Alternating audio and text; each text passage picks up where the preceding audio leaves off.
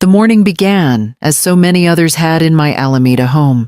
The light over the ridge was soft, spilling across the kitchen tiles I had chosen years ago, a steady companion through seasons. I poured coffee into my porcelain cup, the one with the faint blue rim worn smooth by time, and settled at the oak table with a notebook open.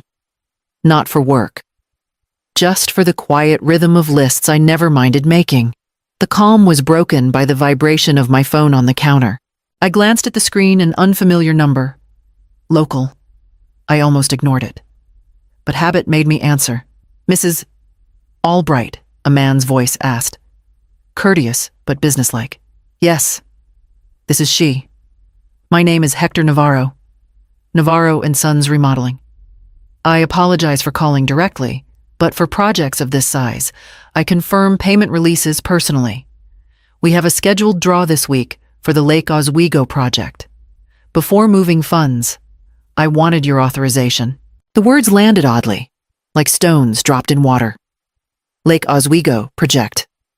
My tone was polite, steady, but inside, I felt my chest tighten. "Yes," he said after a pause. "The remodel, substantial sum, as you know. It shows under your account. Secondary authorization?" I set down the cup carefully, as if sudden motion might shatter it. I had authorized no such remodel. Perhaps I'm a little out of step with the paperwork. I managed, adjusting my voice. "Remind me, what address do you have on file?" A longer silence this time. "Are you sure your family hasn't mentioned it? We have a signature on the secondary card, linked to your main account." I straightened in the chair, forcing calm into every word. "Please, send the address by text. I'd like to surprise them. You understand?" There was hesitation in his breath. Then, "Of course. Mrs. Albright, I'll send it now." When the call ended, I found myself staring at my hands. They were trembling faintly against the porcelain handle. Outside, the neighborhood was its usual quiet, but the air inside felt suddenly heavy, as if the house itself had tilted. Moments later, the text arrived. A street in Lake Oswego I had never visited. I slipped the phone into my bag, picked up my keys, and stepped out of the kitchen. By the time I reached the garage, I already knew I was driving there. The drive south along Highway 43 carried me past familiar bends of the Willamette, though I barely noticed the water glinting in the late morning sun. My eyes stayed on the road signs, each mile closer, tightening the coil in my chest. When I turned into the quiet neighborhood in Lake Oswego, the houses were broad-shouldered and confident, hedges clipped, shutters fresh. The address in Navarro's text matched a cedar-shingled craftsman with a new white fence and a recently resurfaced drive. I pulled to the curb and cut the engine. The stillness pressed in around me. For a moment, I sat with my hands on the steering wheel, reminding myself to breathe evenly. Then I stepped out, heels crunching against the gravel shoulder, and moved slowly toward the house. The side gate was unlatched, swaying just enough to look careless. Through the gap, I saw a glimpse of the back garden. Beds of roses, a stone path leading to the porch. Voices floated out, bright, animated. I edged closer until I could see through the kitchen window. There was my daughter. Cora stood at the counter with her sleeves rolled up, hair tied back loosely, laughing as she measured flour into a bowl. Beside her, guiding her hands, was Eudora Pike, my late husband's mother, aproned and smiling with an intimacy that twisted my stomach. Across Cora's front hung a pale apron embroidered in script. For Cora. I could not remember a single time my daughter had ever cooked with me like that. At my table, she was restless, distracted, often impatient. But here she leaned into Eudora's shoulder, nodding eagerly as if the smallest gesture were gospel. Eudora's voice carried clear, "Here, you belong." And then my daughter's reply, sharp enough to cut. "Mom never lets me." I gripped the fence post, the paint rough under my palm. A current of grief surged. But beneath it, something colder took root. Eudora's charm had always been barbed, but to see Cora so pliant, so willing, was a wound I had not braced for. I stepped back carefully, keeping to the shade of the hedge. They never turned toward the window. I moved away from the gate, back down the walk, and returned to my car with steady strides. By the time I closed the door and started the engine, the grief had hardened into resolve. I didn't drive straight home. Instead, I pulled into a quiet turnout along the river, the water sliding by with deceptive calm. My fingers hovered over the phone screen until I found Leah Winfield's number. She answered on the second ring, brisk as always. "Leah, it's Marin. I need to talk about something urgent." Her tone softened. "What happened?" I explained in clipped sentences the contractor's call, the remodel, the secondary card, the address. She listened without interruption, the silence on her end carrying more weight than any words. When I finished, she said, "First, we secure your accounts, freeze any joint access, dispute the unauthorized charges, and gather a clean record. Then we decide whether to file civilly or push for restitution. But Marin, you need to move quickly and quietly." I pressed my forehead against the steering wheel, breathing in the faint scent of leather. Quietly is the only way I can manage this. Leah's steadiness steadied me. She promised to draft immediate instructions for the bank, then added, "Keep every receipt, every notification. Paper trails win wars." After we hung up, I stayed parked, staring at the water. My thoughts drifted backward to the years after Richard's death. I had managed bills, contracts, the house, all while raising Cora. In my effort to keep us afloat, I had hardened into rules and deadlines. Maybe she mistook my discipline for coldness, and Eudora had been only too willing to offer warmth in contrast. But excuses could not rewrite what I had just witnessed. I might have been rigid, but I had not been reckless. I turned the key and headed toward downtown Portland, already picturing the bank manager's office. By mid-afternoon, I was seated in a glass-walled office at the Multnomah branch, the air cool and faintly metallic from polished fixtures.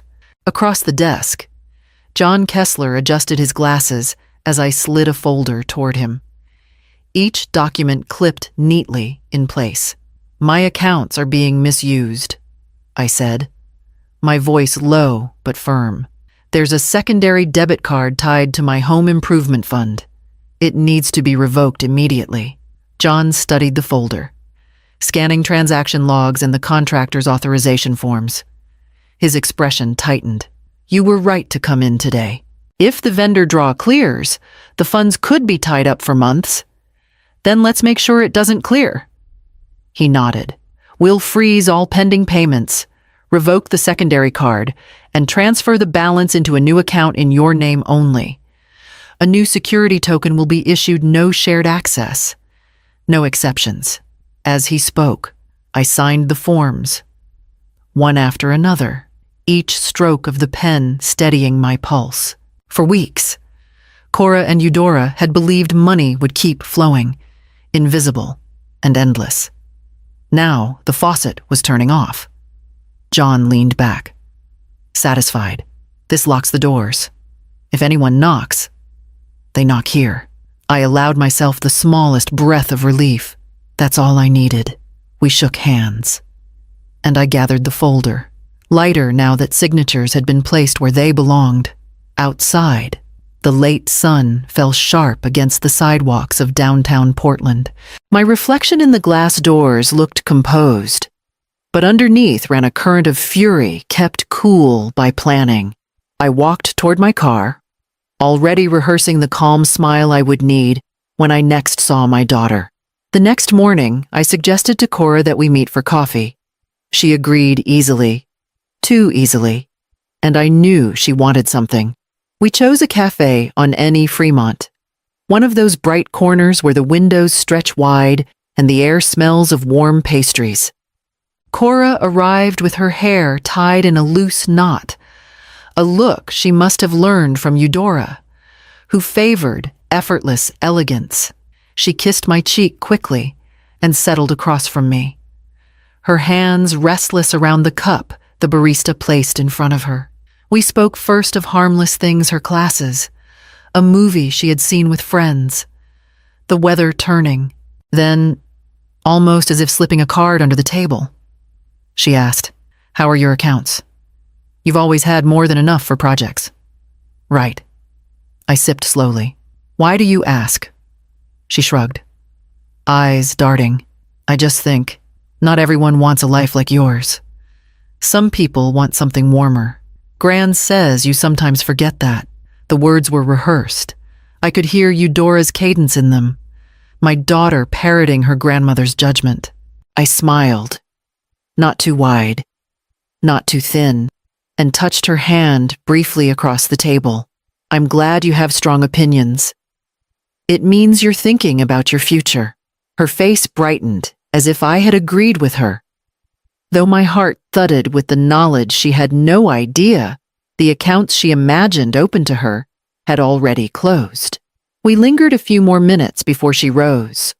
Already glancing at her phone, I watched her leave, her shoulders squared with borrowed confidence, and finished my coffee in silence, preparing myself for the moment the illusion would break. The offices of Navarro and Sons sat in a modern brick building off Canyon Road. Tidy rows of cars in the lot, glass doors that gave a polished view of reception. I parked at the far end, letting myself watch for a moment before walking in. Through the windows, I could see Cora's familiar figure, eager, animated, standing beside Eudora as if she were the partner in this arrangement. My daughter's posture held the same confidence I'd seen the day before on Fremont, but now it was sharpened, ready to collect what she thought was owed. Inside, the receptionist offered a polite smile. "Mrs. Albright, they're waiting for you in the conference room." I followed her down a hall to a wide space framed in glass. Hector Navarro rose from the table, a file tucked beneath his arm. His expression was professional, guarded, as though he already suspected the storm he was about to referee. "Mrs. Albright, thank you for coming," he said. Cora turned, her face bright with surprise. "Mom, what are you doing here?" "Ensuring clarity," I said evenly. Eudora smoothed her jacket, her eyes narrowing just enough to betray irritation.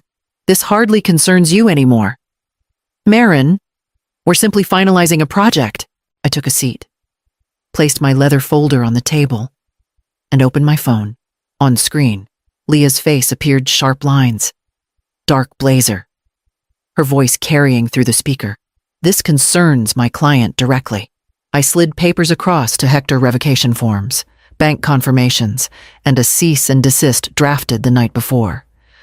Any transactions tied to the secondary card were unauthorized. The funds in question belong solely to me. The account you expected to draw from is closed. Hector reviewed the documents with practiced care. He nodded slowly, without authorization from the primary account holder. "Navarro and Sons cannot proceed. We won't order materials or schedule crews until cleared funds are received." Cora's mouth fell open.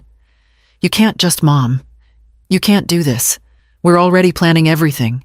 You never gave me a home. Gran is finally helping me." I met her eyes, steady, though my chest ached with every word. "Cora, I gave you me. All these years. I gave you everything I had." She flushed, anger and hurt colliding. "No. You gave me rules, deadlines, coldness." Eudora touched her shoulder, but her hand trembled faintly. She said nothing, perhaps realizing the ground beneath them had shifted. Leah's voice came calm, cutting. "Mr. Navarro, you have what you need to ensure no liability falls on your firm. My client will pursue restitution for prior misuse if necessary." Hector closed the folder with finality. "This meeting is concluded." without Mrs. Albright's funds. The project is frozen. The silence that followed was heavy, broken only by the soft hum of the air system. Cora stared at me, eyes wide with betrayal, while Eudora looked away toward the parking lot as if already calculating her next move. I rose, gathered my folder, and slipped the phone into my bag. Thank you for your time. Mr. Navarro, Cora's voice followed me, shaking now. You're destroying everything.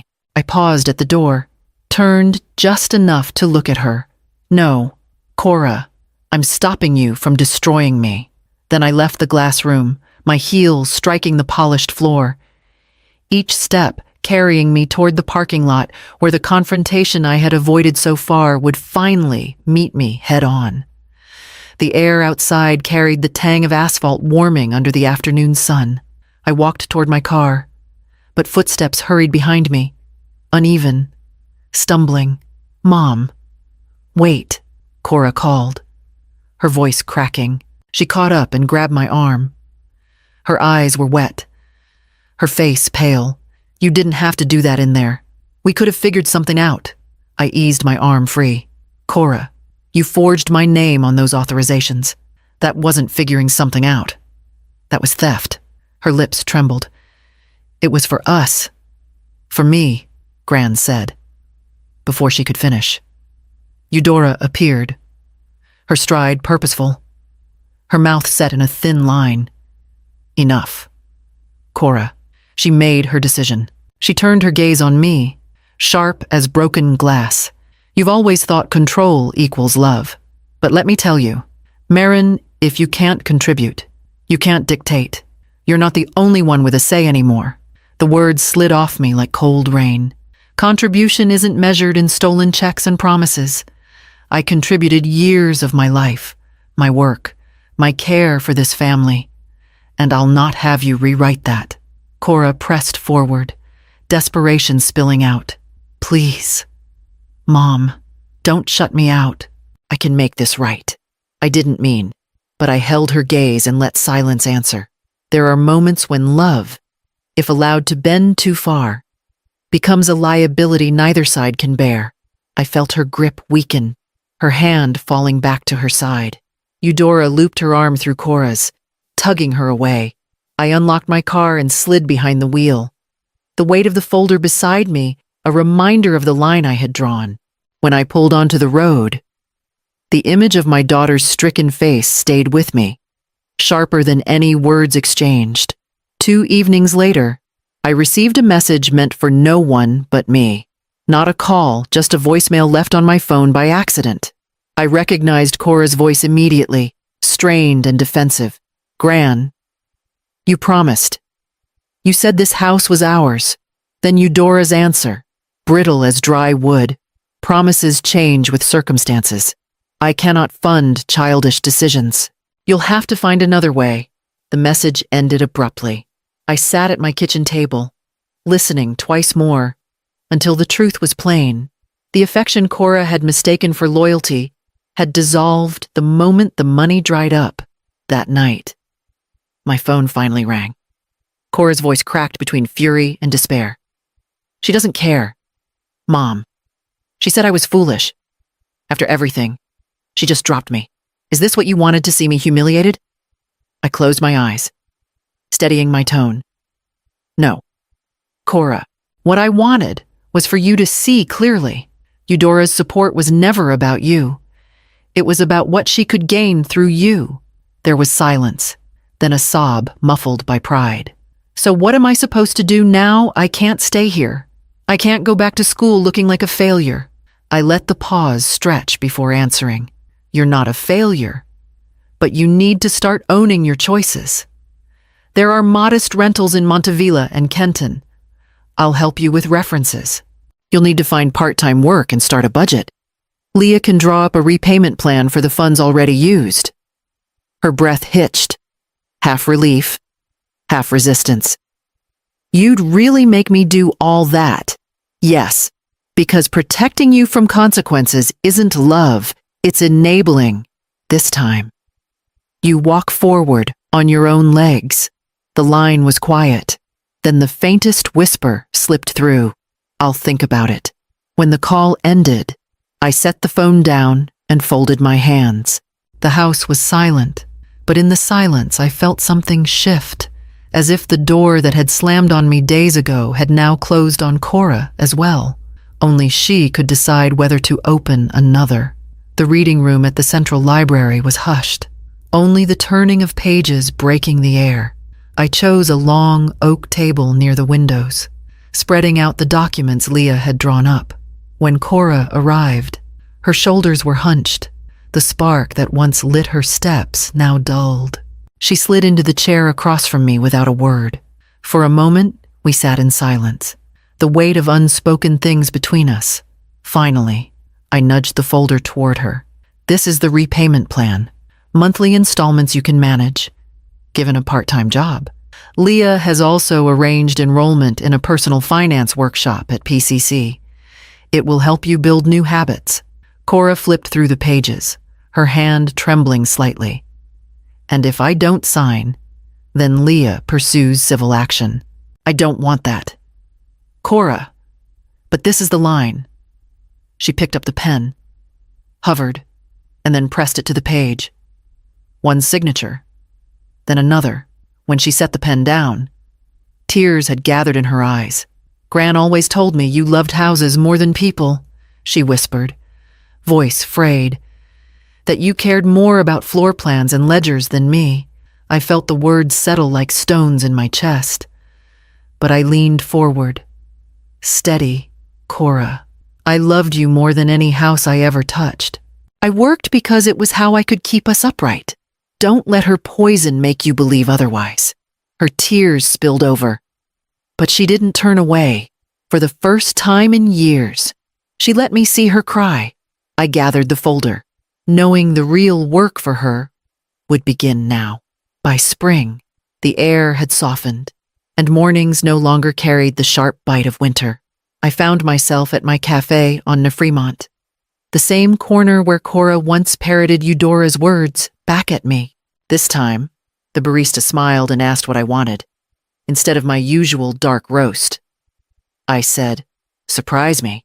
He nodded, scribbled something across a sleeve, and a few minutes later placed a steaming cup in front of me. The flavor was brighter, citrus cutting through the warmth. Not what I expected, but oddly welcome. While I sat there, my phone buzzed. A message from Cora lit the screen. A photo of her first rent receipt from a small Montevilla studio. The ink still sharp on the paper. Beneath it, she had sent a screenshot of her PCC course schedule and another of her part-time job badge from a lighting showroom on SE Grand. Month 1 paid. Class starts Monday. Work's already training me on fixtures. I traced the edge of the phone with my thumb, allowing myself a breath of pride, tempered but real. Later that week, Leah called to confirm the restitution plan was steady payments arriving on time, the account balancing without strain. "She's keeping her word," Leah said, "and that counts for something." Meanwhile, whispers filtered back from Lake Oswego. Eudora's remodel had stalled. The framing stood bare, tarps flapping, neighbors remarking on the half-finished project. Her name, once spoken with admiration at garden clubs, now drew pity. She had built a promise on sand, and when the tide shifted, nothing held. That evening, I walked along Alameda Ridge. The houses perched above the city carried their histories in every brick and window. I thought about what a house means, walls to stand within, but also the unseen labor that holds them upright. Lives are not so different. Back at my studio, I opened the ledger. The pages were filled with projects and dates, each carefully recorded. On a fresh line, I wrote, "Cora Life Build Owner Cora Albright." Under it, the first entry, "Rent. Month 1. Received." I closed the book gently, the ink still drying, and set it on the shelf where ledgers of past years rested. Some builds fail, others are abandoned. But the ones that stand are the ones you rebuild with your own hands.